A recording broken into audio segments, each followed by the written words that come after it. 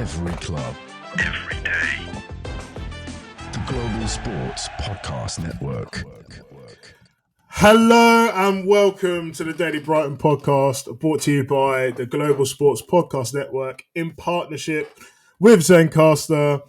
We're back. We made our long-awaited return on Monday and now it's Tuesday and we're looking forward to the game on Wednesday against Aston Villa. I am joined by the main man, Blessed João. How are you, mate? Yeah, good. Happy to be back again. Do you know what? I'm feeling very optimistic about the end of the season. We're back. The sun's coming out. It's all going to be good. We love to hear it. And I've, of course, Joe Richardson, Jimmy, I don't know where Jimmy is, and Charlie has other loyalties to attend to. So, bless Aston Villa. We were speaking genuinely like 5 minutes ago about how they just have bare players. Hella sick players everywhere, mate. The last game was 2-2 at Villa Park with a Lamptey equalising 81st minute. Just bless. I just want to get your feelings. How do you think the game is going to go? It's at home, obviously. So, yeah, I think it's a tough game for us because obviously we've just played 120 minutes and the heartbreak of penalties, whereas they, had a weak pressing side to play against and chopped and changed and had so many players to bring on and so many players to keep fresh. So I do think it's going to be a tough game for us, but I think it's also a very important game for us. Just in the grand scheme of things, we don't want to now start slipping away from those European spots because that's where our season's going to actually just be a bit of a lull. So I'm expecting a tough game for us, but we have still got enough to hurt them, and we are at home. I think that's a plus as well. 100%. So you just said about sort of how they had so many sort of players to chop and change with, and Preston, I think, are 14th in the Championship. I mean, even in Villa's case, they are 9th in the Premier League, but obviously they are on a Champions League. They're still in the Champions League as well. I do just want to go onto the head-to-head. I've got it up here. So they said about obviously strength and depth. I think we're going to be going into this game, and obviously don't quote me on all of these. Some of them might pass fitness checks, but there is only one day to the game. So no Veltman, no O'Reilly, no March, Jason Steele, which I mean, kind of doesn't matter. Adam Webster, he's looking like his season's done. Kadioglu, he's supposed to be back in mid-April.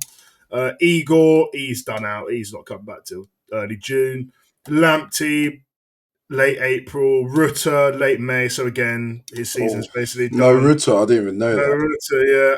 And obviously James Milner's disappeared, isn't he? So, and so obviously we've got all those players. That's 1, 2, 3, 4, 5, 6, 7, 8, 9. That's 10 players. Obviously, apart from Steele, I mean, they'll sort of all be around the first team, wouldn't they? I imagine. Well, I mean, Steele obviously around the first team, but he's not going to play much. And then if I go over to Aston Villa's side, their injury and suspended players for the game, it's just Ross Barkley. I forgot about him as well. He's always a forgotten man, isn't he? Yeah, 100%. But, I mean, I know that we're at home, and I obviously understand that there's the pressure of trying to get into those European places, but it could be also.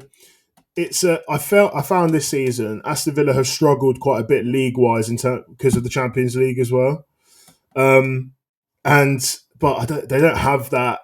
They don't have that sort of. I don't know if they play PSG the week after they play us, but they have had a long time off, obviously with the international break, which went on for what felt like forever, and then with Preston the ability to be able to sort of chop and change, but I do just feel like it is going to be a struggle. Like I do feel like it is going to be hard. But how big would it be if we could sort of get over this challenge? Do you think? Yeah, I think you're right. I think we really are up against it, especially after you just read out the players we're missing. Um, Everyone. yeah, it's just so unlucky, and obviously we're desperate to finish the season strongly. So yeah, getting over Villa will definitely be a massive result if we can pull that off. We're up against it, and if we do win, I think we go maybe about 6 points clear of them. So Yeah, let me. Do you know what? I will fact check it because I know yeah, that they're in definitely, I ninth. think it's worth to. I know they're in ninth. We're 2 points ahead of them, so we would go. Oh my god, 5 points clear if we beat them. Brilliant, So yeah, and then 5 points clear of them in ninth, which is pretty decent. I think the games from there as well are quite winnable, and but Mm-hmm. this one is a big one. If we can definitely get over it, or even just avoid to lose. Obviously, we don't want to play for that, but Yeah. just not to lose would be good as well. Mm-hmm. Yeah, I mean, in terms of table position, just some tip for also for our listeners, just some general admin in terms of sort of where we're at. I know obviously a lot of you will know, but Newcastle have a game in hand, obviously because of the cup. I imagine half of their players will still be drunk anyway, but they've got a game in hand and we're level on points with them. I don't know who they have next. We're 1 point behind City, who are obviously in the same games as us, and we just played them before the international break, and 2 points behind Chelsea, who are in fourth. And then after that, it's basically you're not probably going to catch up with Nottingham Forest, I imagine, because they're just going to be gassed that they're also going to Wembley as well over us, unfortunately. But yeah, I mean, it is really, really close. Like basically all the way down to like Brentford in 11th. I say all the way down in mid-table to even get those spaces. We're currently in. I imagine with the extra space, we're in European position now anyway. So, I mean, I do understand what you say about a draw being would a draw be good enough sort of thing, or like just avoid losing because obviously if they were to beat us, they'd leapfrog us to the table as well. Anyway, what I do want to, we're going to talk a little bit more in the next segment. We're going to talk a little bit more sort of about the game and what we can see happening, who we need to watch out for and stuff. But first, you are going to hear from our sponsors at Bioniq. Your body is unique, and Global Sports Podcast Network has partnered with Bioniq, the world's most personalised supplements. Bioniq provide 100% tailor-made supplements, designed to deliver precisely what your body needs at exactly the right levels to optimize your health. No guessing. So click the link in the show notes. Use the code GSPN 2025 for 40% off your first month's subscription. Bioniq. Don't settle for off-the-shelf solutions made for just anybody. Get what's right for you right now. And we are back. Segment 2 of the Daily Brighton podcast, preview of the Aston Villa game on Wednesday. Bless. I'm just going to, again, run through some stuff with you here. So, obviously, if we go to the head-to-head, 2 wins for Villa, 2 draws and 1 win for us. Also, going into this game, they've won. You might have to give me a little bit of a heads up here because I've gone through their form. They've won their last 5, but they have just played a random Saudi team in there. They just played I don't know when that game was, mate, but they just played a Saudi team in there and beat them 3-1. So I don't know if you can count that. Yeah, but essentially, we're going into them. Pause. We're going into the game. We're going into the game, and we're also not on bad form. I mean, we technically drew to Forest like in 120 minutes. I know. That's so tough. I know we lost on pens, but 120 minutes it was just 0-0, wasn't it? So, and then obviously we drew to City, and then we won the previous 3 before that. We spoke about how many players they have. They have a sort of rejuvenated Marcus Rashford. They have Marco Asensio, which is just so random. They have Donyell Marlon. He literally can't get a sniff. They have all these players, but who are we supposed to be looking out for in this game in terms of who is going to sort of do damage to us, do you think? Yeah, I think I'm particularly worried about those attacking midfielders like Jacob Ramsey, Asensio, you just pointed out. I think that's a cheat code. What's he doing there? What's he thinking? But in particular, I'm just thinking, Belieber, we desperately need him to play. He's played 120 minutes.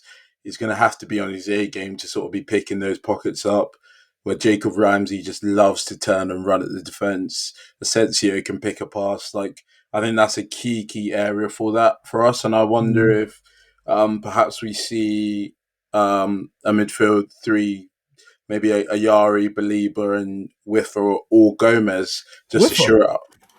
Lord, that's just to shore it up a bit. I think we need to just pack that midfield a little bit more just to stop those runners.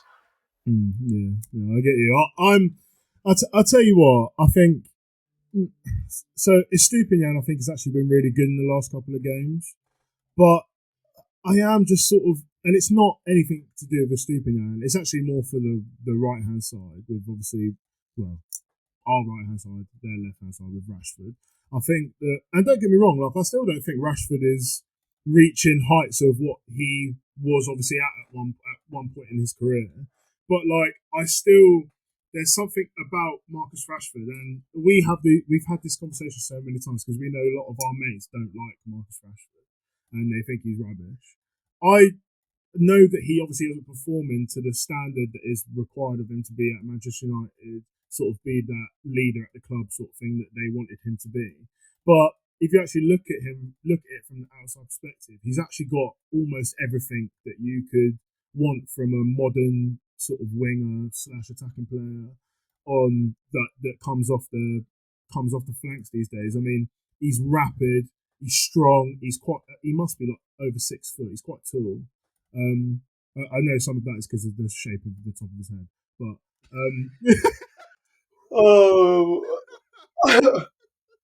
Wait, how can you do that? You just said so many good things about him. You just start ripping off his head top. He's actually bagging one now, mate. It's confirmed, mate. Lump on. Everyone's listening to you to lump on. He's probably scored a brace, honestly.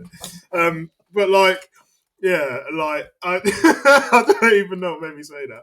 But his ball striking's excellent. He can dribble. The dribbling's actually mad. I've seen him twist up so many man. But I swear, one time, who did he do in? Was it Otamendi? I think it was. It was in his first season. Oh, is it when he fell over? Yeah, he twisted up into Otamendi, mate. Mad. But I just think all of their sort of talent, not even just him, but all the talent that they have, we are sort of I wouldn't be surprised if we see Minte basically doubling up on him with whoever the fullback is going to be. I imagine Hinchelwood and Estupiñán, to be fair. But I just feel it's all good and well. You could do well against Rashford, defensively wise, but then obviously they're just bringing on someone else. And even if they put Asensio out there, Asensio is going to offer something completely different to Marcus Rashford. So it's when Marcus Rashford's so direct, Asensio is going to be picking up pockets where you don't want to go if you're a fullback at all, sort of thing.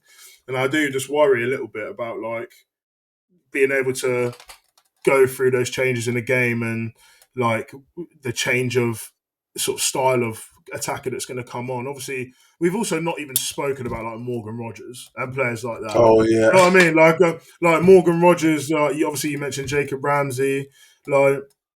It's just so much, and we haven't even said anything about Watkins. So it's just there is just so many tools that they have, and they also have seemed to sort of be a little bit more solid at the back as well. So yeah, I am curious to see what's going to happen. I don't think they're going to be feeling the effects of the weekend because they didn't score until the 51st minute, but I don't feel like Preston were pretty solid for a long period of time, and they had a couple of they posed a bit of a threat, but it wasn't anything crazy. Anyway, we're going to go on to our third and final segment after this quick break, where we are going to be talking about the mighty Seagulls and sort of where we're going to win the game. So make sure you join us on the flip side after you hear from our partners at Zencastr. Here at the Global Sports Podcast Network, we spent a lot of time selecting our delivery platform. Zencastr came out the clear winner. With 4K video recording from your phone and AI editing that automatically removes all those ums and ahs, it's super easy to start a podcast that sounds great and is delivered efficiently. If you're ready to tell your story, check out the link in the show description to learn more about Zencastr. And we are back for the final segment. It's Bless, it's Joe, it's segment 3, and we are going to be talking about Brighton. Bless, I'm going to let you take the floor here, mate. You need to drop some tactical knowledge on our heads. How do we come away with the 3 points here? Yeah, I think, like I was saying, the more we talk about it, the more I realise how much of a tough ass he actually is now, which is, concerning. I think what we need, without Rutter, we need someone else to really just step up and have a really good performance. We need, like, Emitoma, just masterclass. We need Gruder maybe to just actually announce himself on the stage. Like, we definitely need a spark, a special performance from someone. I'm curious how Villa will set up. Do they go over Nana as well? Because that will completely shut off a lot of space in front of their back four, and that will sort that out. But you are right. Again, my concerns, I think Minte will double up, like you were saying, and drop back a lot more. But then where's our outball from there? There's a lot of concerns, but I think we need a really special performance from one of our wingers. Whoever's up right back for Villa, if Matoma's on his top game, we can get at him. It could be disaster, mate. Oh, you can get at him. I'm not even sure what that was.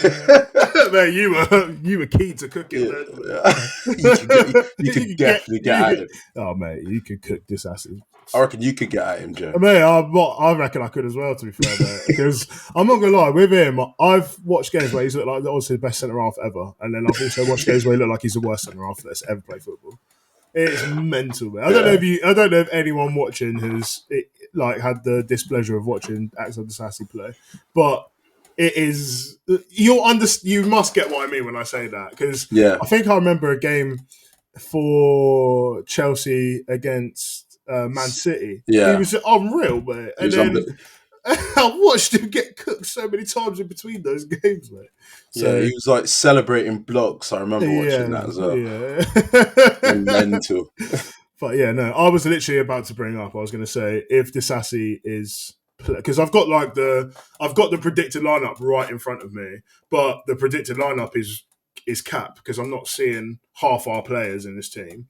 But and for them, their team, that looks more like the team that I feel like they could put out. But Disasi is the right back in that. But I don't know who their other right is. Matty Cash, isn't it? Matty Cash, I don't know. Is he out? No, well, it doesn't say he's out. But the thing is, is that I don't think Matty Cash is anything special, like defensively. You would actually say on paper, Disasi's probably better defensively, but Disasi is, I mean, against a player like Matoma, you could only see it just him absolutely clattering him to let him know he's there a couple of times, maybe. But so if Matoma could face him up, it's curtains, I think. And also run off of him as well because he's not massively quick. Is there any other sort of locations where you're pinpointing here in terms of where? Because I feel like, I hate to say it, but the main man, Danny Welbeck, has been struggling. So what we looking like up front?